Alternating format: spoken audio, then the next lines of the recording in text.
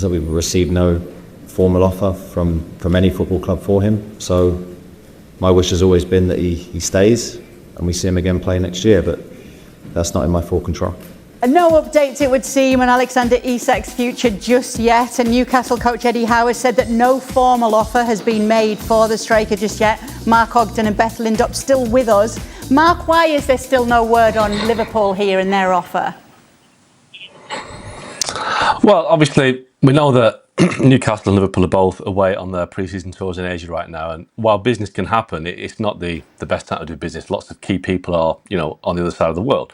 I think there's also an element of there's a strategy here. Liverpool made their interest in Isak, public a couple of weeks ago, not through official channels, but a kind of a tactical leak, shall we say, a strategic leak. And now I think the situation now is that Liverpool are just happy to let the situation just let it ride with Newcastle, make the uncertainty grow to the point where at some point push will come to shove, and the Newcastle board, as Eddie Howe says, will have to make a decision. And in the meantime, this uncertainty grows. It makes Isak, is he going to push for a move? Is he going to get restless? Liverpool are going to stand back. There's 5 weeks to go until the transfer deadline, so they're in no rush. Obviously, they want the player in as soon as they can, but they're not in a rush to push this, because if they go too quickly, it could become a long saga. So I think Liverpool right now are in a good position. They know that Isak is ready to consider a move. They keep hearing Eddie Howe say, it's out of my hands, it's up to the board.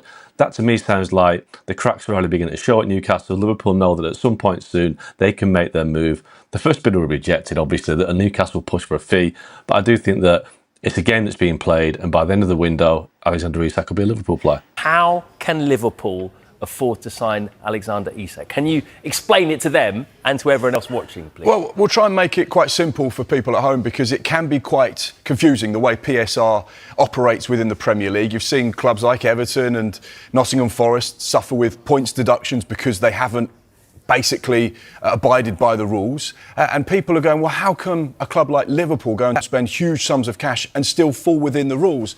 And ultimately, PSR is all about your permitted allowable losses. So for a side like Liverpool, who turn over £614 million in their last set of accounts, they can afford to spend a lot more than a club like Newcastle, who turned over £320 million in their last set of accounts. Liverpool's doesn't include the sale of Luis Diaz, which we know is around 75 million euros, so around 65.5 million pounds. So if you take that off of Liverpool's figure, it means their net spend since 21-22 is actually less than Newcastle's. Wow.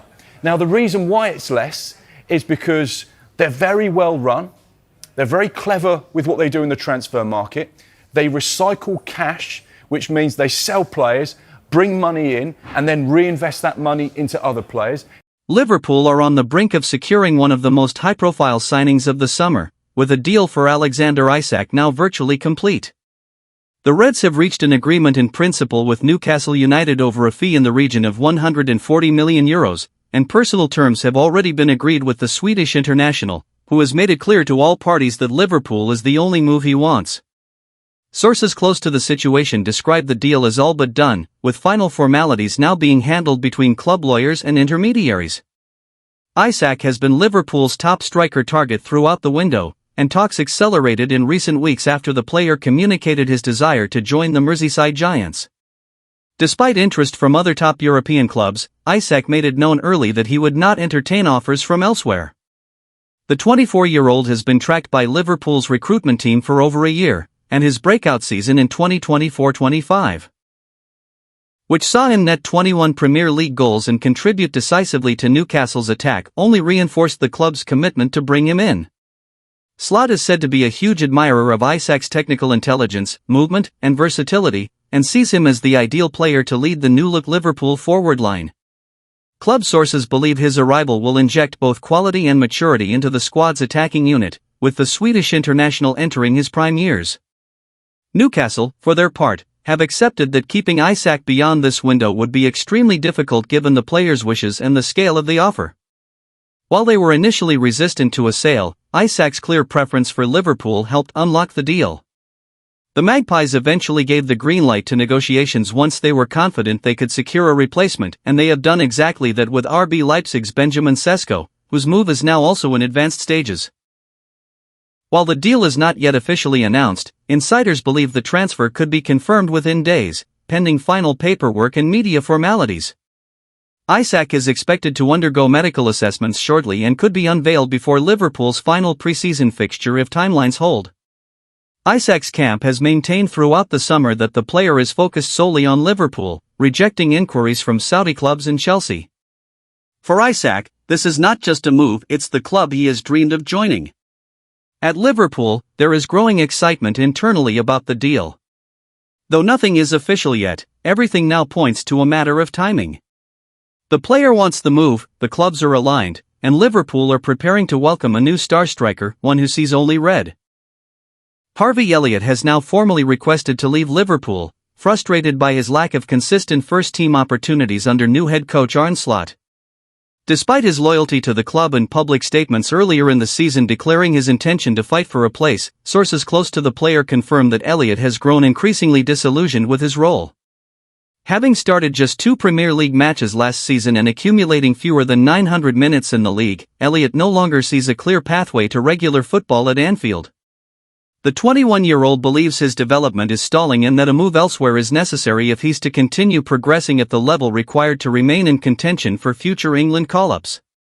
Slot's system has reshuffled the midfield pecking order, with competition for places intensifying following Liverpool's heavy investment this summer. While he remains a popular figure within the squad and is admired for his technical ability and work rate, Elliott has made it clear in internal discussions that he cannot afford to waste years on the bench during such a critical stage of his career.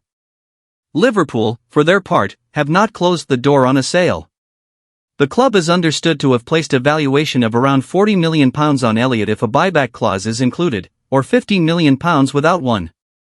This pricing reflects both Elliott's age and the belief within the club that he still has considerable upside, just not in a squad that's evolving around a new core of starters.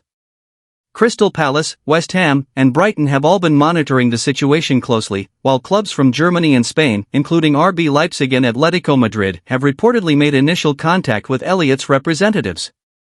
While the situation is still unfolding, Elliott's intent is clear. He wants to play regular top-flight football and is prepared to leave Liverpool to make that happen. Those close to him say his preference is for a move to a side with European football ambitions, where he can continue developing at the highest level. Liverpool's recruitment strategy this summer has made squad competition fiercer than ever, and Elliott's decision to push for an exit highlights the growing challenge young players face when trying to break into a title-challenging side packed with new talent. Liverpool are not stopping with Alexander Isak. The club is now pushing ahead with plans to sign Crystal Palace centre-back Mark Guéhi, with the England international viewed as a priority defensive target to strengthen Arne Slot's evolving backline. Talks between Liverpool and Guéhi's representatives have progressed positively, and while a formal bid has yet to be lodged, multiple sources indicate that Guéhi has already given the green light for the move. The 24-year-old has made it known to Palace that he will not sign a new contract, and he is understood to be fully focused on securing a switch to Anfield, despite interest from other Premier League clubs. Liverpool's interest in Guéhi has been long-standing, but recent developments, including uncertainty over the future of Ibrahima Konate and Jarell Quansah's move to Bayer Leverkusen, have pushed the club into more active discussions. With Virgil van Dijk entering the final stretch of his peak years, and Joel Matip already gone, Slot and the Liverpool hierarchy see Guéhi as a foundational piece for the next generation of the Reds' defence. His composure on the ball, aerial presence, and Premier League experience make him an ideal fit for Slot's high-possession, highline system. Crystal Palace are reportedly prepared to sell if their valuation, believed to be in the region of £40 million, is met, and have already identified Sporting CP's Ousmane Diomande as their preferred replacement.